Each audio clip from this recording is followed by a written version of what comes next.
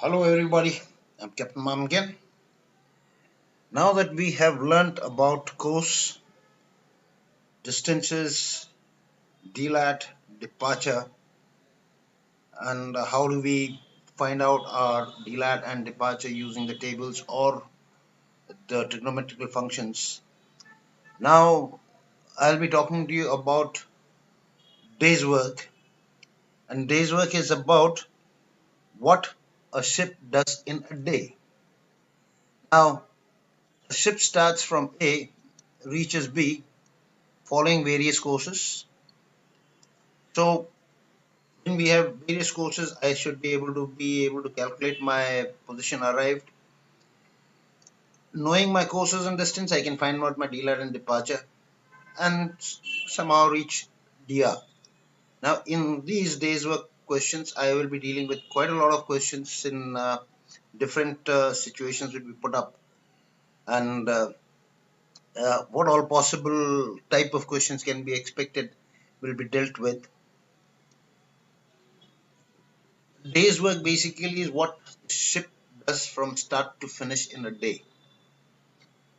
So I would be starting off with a very simple question on day's work. But before I start off, I just want to have a recap on the triangle of delat and departure, which is very important for us. Now we talked about course important form by which we are able to determine what is the delat, what is the direction of delat and departure. Or knowing the delat and departure, I can vice versa come to know what is my course. And the delat we always measure along the meridian, that's the north-south line, and departure is measured east-west line. And this course, what I've given you here, course north to the east, tells me that I should be in the north and east quadrant, somewhere here. And as I said, delat measured along the meridian, departure along the parallel of latitude. Now, the amount of delat and departure what is made would be proportional to the course and distances what we do. Now here what I've tried to show you here, that on this course of north 30 degrees east, depending upon your distances, your departure and delat would be proportional to whatever the distance what we have done. Now the important thing, if you're using your traverse tables, you should remember that if the angle course is less than 45, delat is always more than departure. When the course is 45 degrees, then the delat and departure are equal because tan of 45 degrees is 1. And as I was talking about it, depending upon your distances, your departure and delat would be proportional to your distances. Now, knowing the delat and the departure, as we talked here, gives me an indication what should be my course. Now, my delat is south, my delong is east, so I should be somewhere in the southeast quadrant. My course should be southeast. Then, if my course is more than 45 degrees, as you can see here, then my delat is smaller and my departure is bigger. So these are some basic things what you should know about this triangle. It's very important for you when we'll be talking about solving these problems here. Now, if I know my dr position or my position what I'm starting off from, and I know my course and distance, then I can always find out my position arrived by finding out my delat and departure and converting my departure into delong and finding out my position arrived. Now, if this is one of the type of questions in which you have been given the noon position, the next question which we'll be dealing with be that we'll not be given this noon position. We'll have to find out the noon position. So I'm just starting off with this, that the noon position is given to me. And courses and distances what I'm following have been, I know what are my courses and distances what have been followed. And I have to find out my course made good. So my course made good during this period where the ship has covered all these courses and distances. This is my course made good and distance made good. Now, if I can find out the delat and departure individually for all these courses and add them up together, I will get my total delat, total departure, and we know that in this particular diagram, of course, it's perpendicular by base. So here, delat and departure is tan theta, and theta is basically 90 minus cos, because cos is always measured from north. And then ultimately we come to this conclusion that departure by delat is tan cos.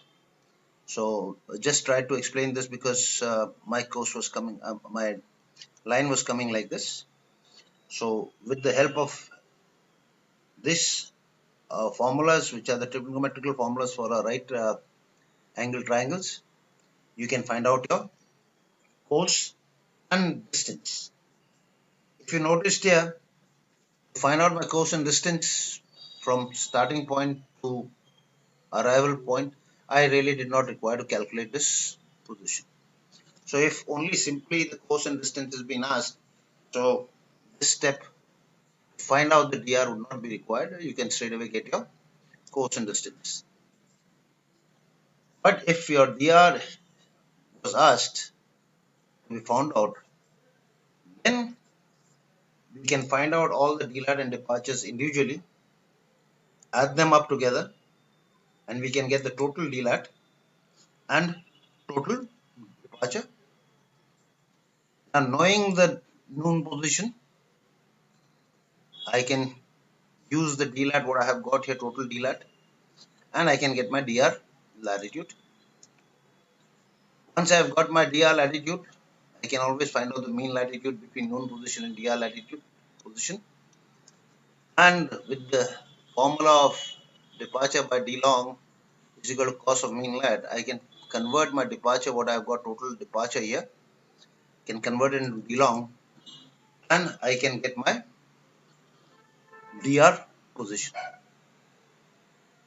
Now let's take it a little further up, that I have been given an observed position now when I've calculated this dr. So, and the question asked me to find out the set and drift. Now, if there was no current, nothing, then of course, if I was following these courses, I would have reached here. And my observed position also should have been the same as dr. Now, in this question, he is giving me the observed position. And observed position and dr positions are two different positions. So, the set and drift, that means instead of being here, I have come here. That means that I have been pushed by current to reach here, and by certain amount of current over this period of time, by certain amount of current, I've been pushed here to reach here. So the question asked to you is to find out the set and drift. Now, set and drift is from dr to the observed, and the course from dr to observed is your set, and the distance between dr and observed position is your drift. So if you can find out the course and distance, we can get the set and drift. So I know the dr position, I know the observed position, I can find out the dlat, I can find out the d long, and again convert the departure into d long into departure, and using the formulas for course and distance, I can always find out my course and distance, thus finding out my set and drift. Now I will just solve a simple question here with noon position given. Now the question is like this. This is my noon position, what I marked here. After this, the ship has been steering these following courses here, which have come up on your screen now here. And we are asked to find out the dr position next noon. So this was my departure position, and then I have sailed all these courses, these distances, and he wants me to find out the dr position. Then he is telling me if the observed noon was the position again given, he wants me to find out the set and drift. So let us start off with finding out our DR position. Now these figures have been given to me. I will find out my error. First, I have converted this quadrant form into three figure because it's easier to apply the error to three figure notation. And we know that the error is compass error is the algebraic sum of variation and deviation. So 15 and 20, 5 and 20, 15, west being bigger, 15 west. Similarly here, both west, 21 west, one east, one west, 18 west. So these are my true courses now because compass west, error west, and you can see that the compass is best, true will be less. Compass best, error west, compass is more. And then what I did, I converted this into quadrant form. Now quadrant form, I convert into quadrant form, it gives me an idea of what is my delar and departure.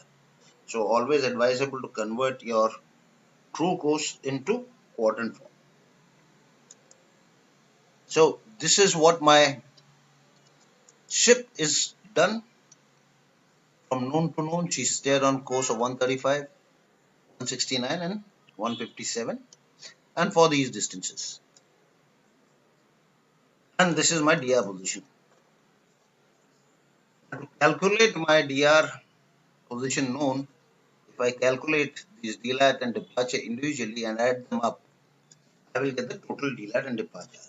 This delat and departure, you can either use your formulas or you can use uh, the traverse tables, up to you. And here what I did was looking at this, I know my delat is south, south, and my departures are east. So I have just cancelled north and west here, so that I do not make any mistake when I'm putting up the values. And these are my delats and departures for the respective courses and distances. Then I add up the total, and this is my total here. And the delat I have converted into degrees. Now, this is my total delat and total departure. Total departure and my total delat. I know the noon position, which is 36.20, which has been given here. I know the delat now. I have calculated my delat here, 3 degrees 23.5. I can find out my DR no. So next step would be to find out my mean latitude. So as you can see that I have written these positions in one place and my these calculations are going on in some other place. That looks a little neat. So always try to put these this part of calculation in one side of the paper, and this should be separately done up, not mixed up. Not that you start writing down mean latitude here and then come with your longitude. So initially only you can just write down your known position here, dlat, and leave the space till you have converted your departure into d-long. So now you can find out the mean lat either by adding up both the latitudes, dividing by 2, or plus minus half of the dlat. And this is the mean lat what I have got now between this and this. 38 degrees 081.8. Now I can convert my departure of 116.2 into d long. So that is the d long for the departure of 116.2 for the mean lat of 38 degrees 01.8. And I apply it to the longitude departed, and I have my dr noon next day. So this is how you go about finding out your position, DR position. So this is my position, what I've written down here also, 39, 43.5 and 18. So this DR position I have calculated now. Now he has told me that there is an observed position of this and he wants me to find out the set and drift. So what I have done is I have written down the DR position, observed position, and calculated my D lat and D long. So this is southwesterly, so I should be somewhere here. So this is my observed position now. Of course, don't go by my scale. The course from DR to observed is the set. So this is important for you to remember, from DR to observed. So the course from DR to observed is my set, and the distance from DR to observed is the drift. So the distance between the DR and the observed is your drift. Now again we have got this as a right angle triangle, and I can calculate my course and distance using the trigonometrical functions once I know the sides. So what I do is I get the mean latitude between the DR and observed, and this is my mean latitude here. Now, using the formula of departure by D long, I have converted my departure into D long, and for the departure of what do you call D long of 16.3, which is here, my departure is 12.5. So now I have the D lat, I have the departure. I can convert, I can calculate my course, and this course is my set. Your departure, D lat, and tan course. And southwest, because your D lat is south, your D long is west. So course is southwest. Distance can be found out by D lat by course can be found out by distance can be found out here. But D lat by distance is equal to cos course, and I find out my distance is 24.8, and that distance is my drift. So this is how you find out your DR position and set and drift. Now just a hypothetical thing here. In case you were asked to find out the course and distance made good from noon to noon. Do not ask in this question, just a hypothetical question here. So this would be your course and distance between noon to noon. This I'm just trying to show it to you is because you could solve it in two ways. One is you have both the positions. You have the known position. You have the observed position, which was given to us. We have the known position given to us. I can find out the D lat and D long. Then I can convert my D long into departure by finding out the mean lat and using the formula departure by D long is equal to cos of mean lat. And I have converted my D long of 2 degrees 11.2 into departure of 103.1. Now knowing the departure, what I've calculated here, we had the D lat 225. I can find out my course and distance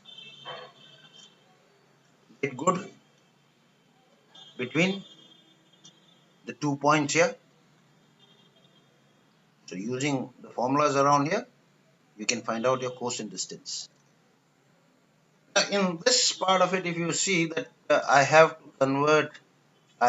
convert my D long to departure, and this additional work I have done here to find out where my mean light here.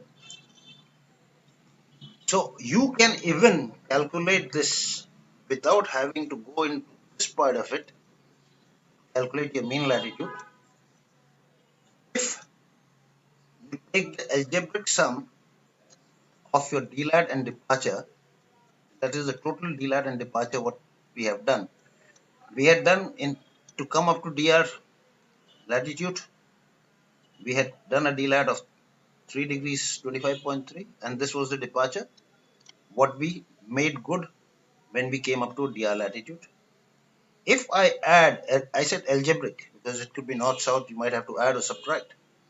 If I add the delat and the delong, which I have already calculated for finding out my set and drift, so I will get my total delat and departure, which has been made good from known position to the observed position.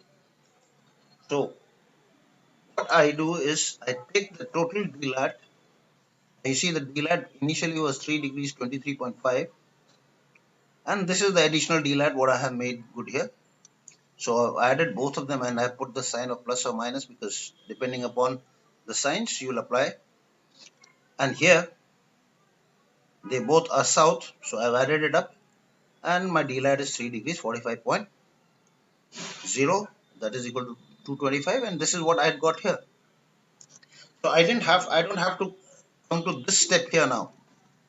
Straight away, if suppose from the total delat what I have already got, total departure I have already got, which I calculated for finding out my dr latitude, dr position. I just add this delat and departure. This also because I have calculated. So why go into this step of it, this part of it? So here again, it's the same thing I have done with departure. The departure initially was 116.2, and this is the departure what we have calculated here for the set and drift. I have added both of them, and I have got a total departure of 103.7, which is as close as possible to this departure when we converted our D long into departure using mean light. And if you work out the courses and distances, you will still get the same values, similar values, maybe a difference of 0.1 or zero point 0.2, which is acceptable. So I suggest that instead of going and doing this additional part of it here, just add or subtract the DLAT what you have already calculated and find out your course and distance. Thank you very much. Would continue with the different problem next time.